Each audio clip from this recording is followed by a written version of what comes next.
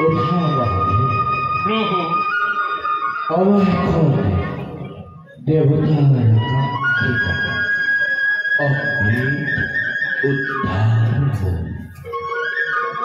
ইয়াৰ ফল দেবতাৰ লাঘব মহাদেব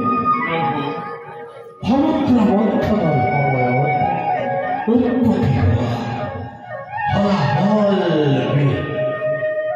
কৰে আপুনি সকলোকে মহাসংকটৰ পৰা ৰক্ষা কৰে আৰু তাৰ বাবে আপোনাৰ কণ্ঠৰ ওপৰত নীলাময় ৰূপান্তৰ হে মহাদেৱ হে নীলকণ্ঠ নামে আপোনাকে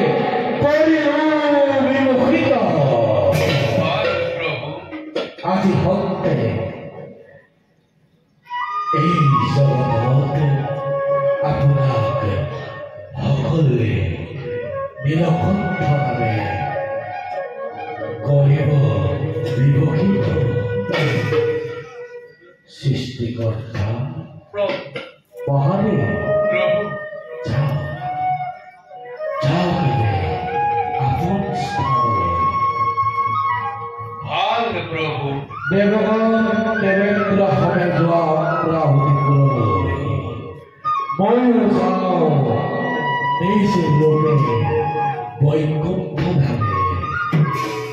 জয়